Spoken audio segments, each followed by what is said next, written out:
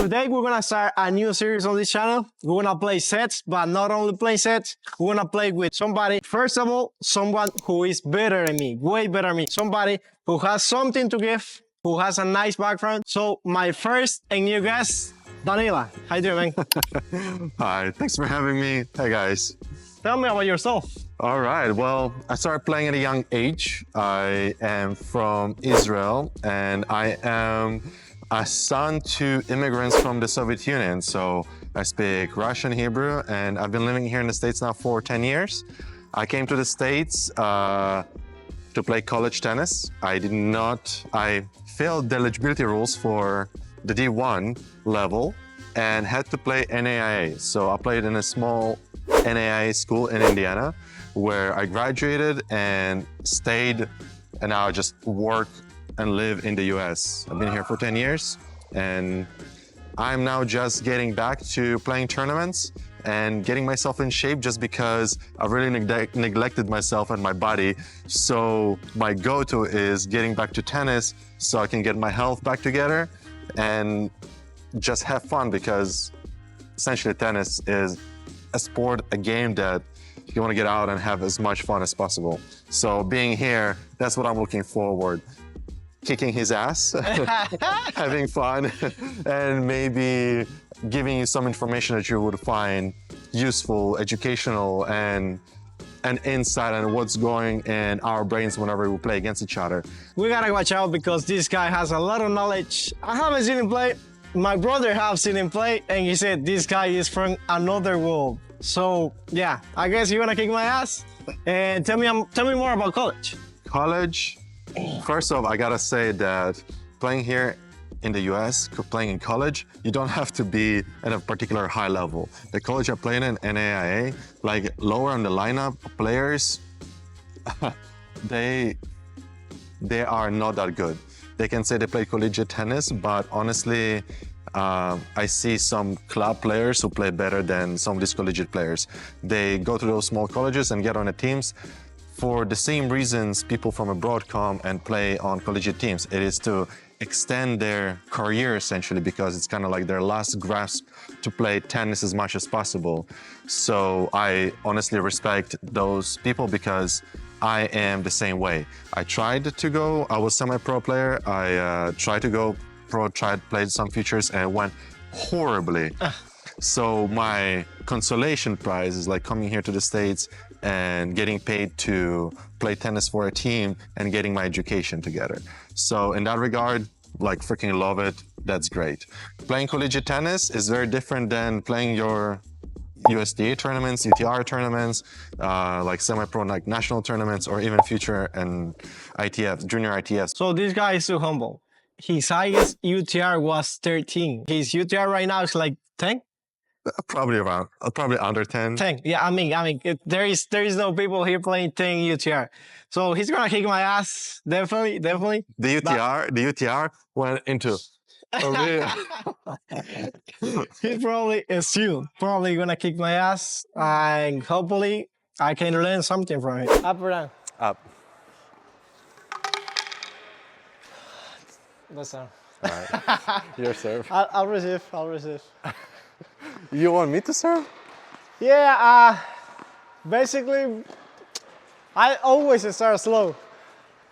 So I'd rather losing my first game as a returner than a server. Jesus Christ, what is that?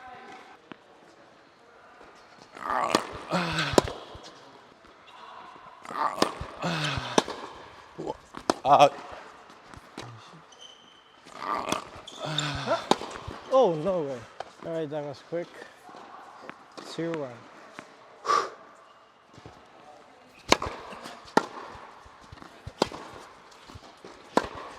Woohoo! It's gonna kill it. Oh, no way.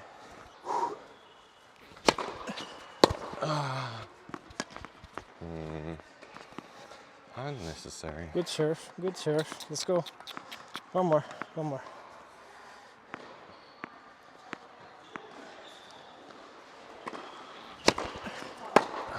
Another one. Good serve. Let's go.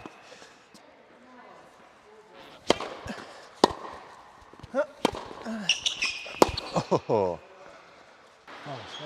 Close. Ah, shit, bro.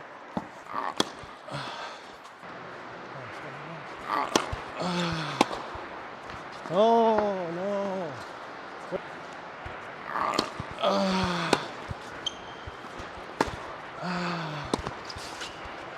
That's out.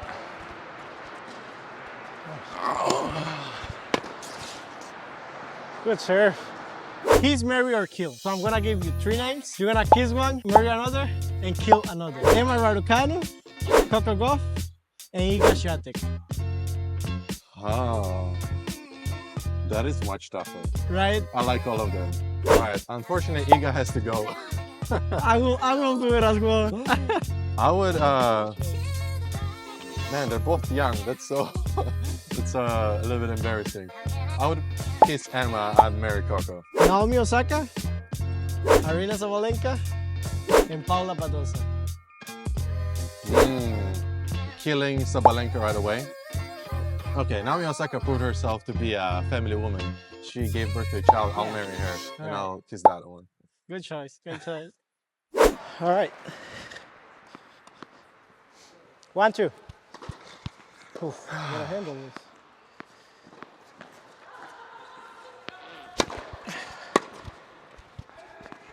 Oh.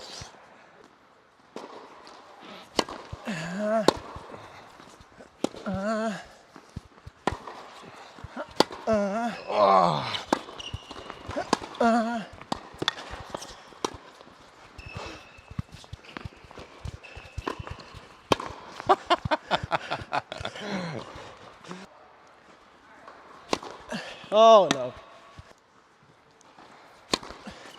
Oh.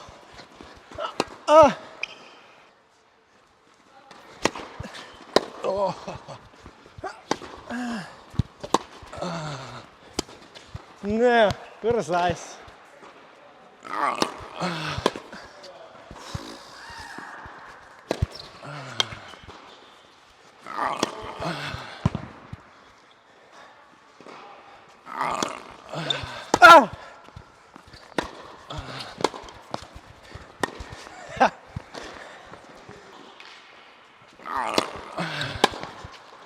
Be careful with your answer because this is going to say a lot of you as a person.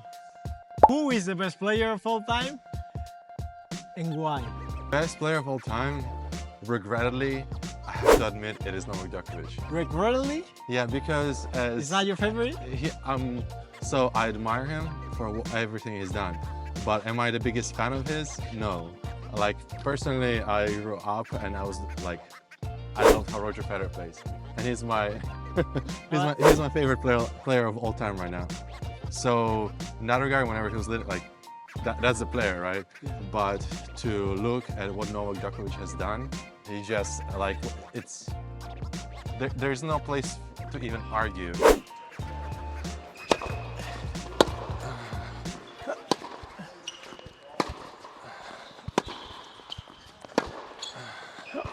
Whoa.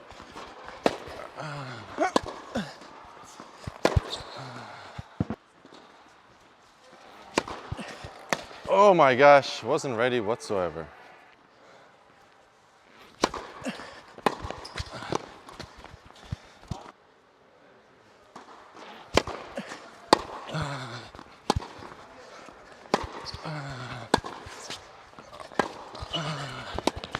Wow. Ah!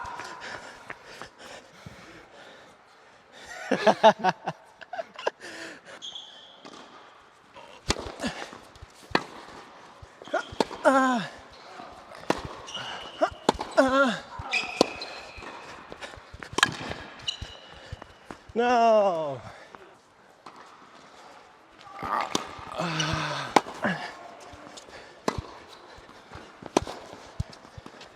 Where should you have played out instead? Cross. How? How? High and Oh, slow, so you have time to recover. Okay, yeah. Bad decision.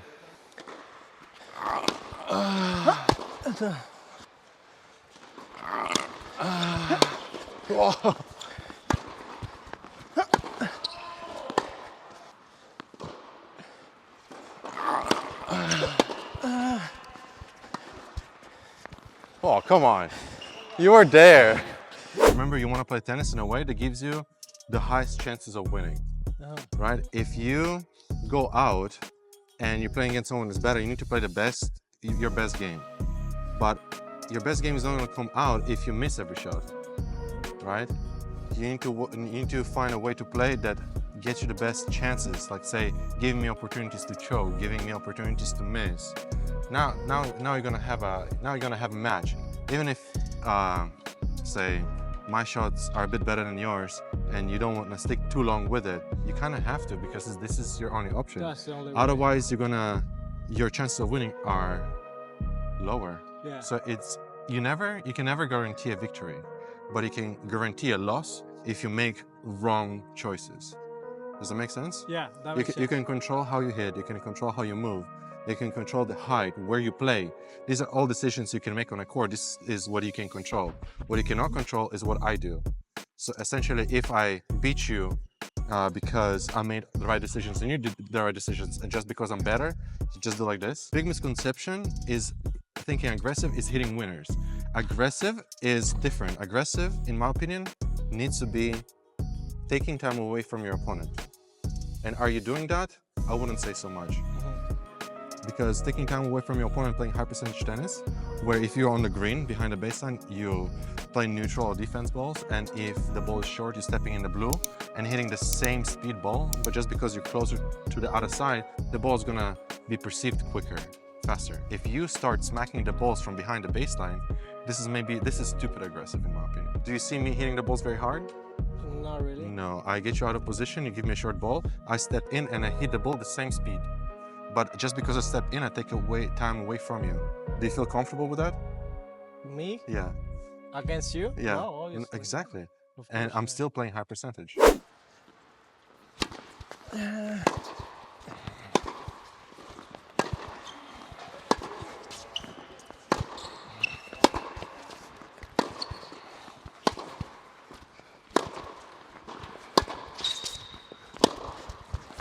Oh, That was good. That was excellent.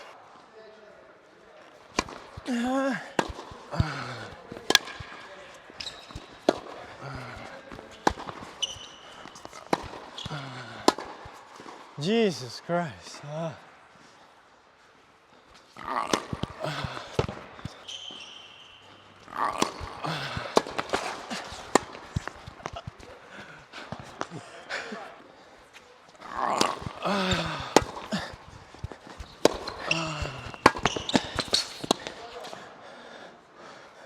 Very nice. Way to make me play one more ball, you see?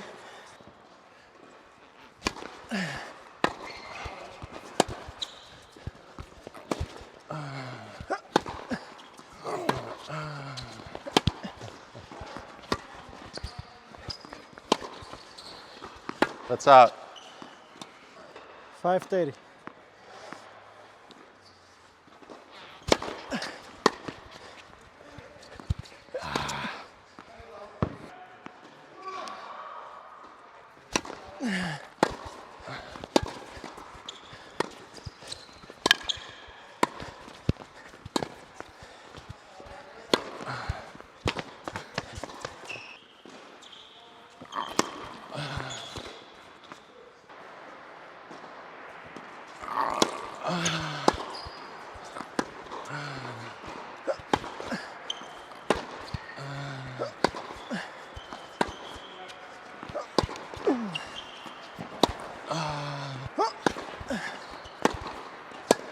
What? That was awesome. So I think I'm putting the ball more in play, That's definitely, But- I see the attempts, yeah. but just giving you 10% extra of effort. That was my second question. Yeah, Will you become a pusher? absolutely. Yeah? 100%. 100%. Okay, yeah, I guess that's my game plan now. Yeah, because if I know I'm relatively physically strong and I can play a pusher and I can take the match 3 hours long, do you think my opponent is going to have patience? Eventually, he's going to break mentally a little bit, right? That's my hopes. What you have to do is you have to hit the balls slower and higher and correct cross courts and play as many cross courts as possible to slow the game down. Because you know, if your opponent's better than you, he can hit harder than you, and he's better in that than you. So to remain in a rally, your options are slowing things down and controlling the pace. Very tough to do. So this is up to you to learn and up to your skill to develop. It's not pushing, it is playing the correct tennis and slowing things down. Our ways of thinking, setting our tennis on a court. And these things you can learn and you can improve and you can start implementing and practicing. It is not something that is unachievable. But just a different way of thinking with your tennis, you can play a level or two higher. Yeah. Get it. Didn't look good. I didn't look good at all. But this guy is amazing. He has a book on Amazon. I'll put the link below. Follow him on Mr. Do you have YouTube? I just created. I don't have a whole lot of content. Okay, but I'll put it anyway. Follow him on YouTube. Hopefully you can have some value again from him. Thank you.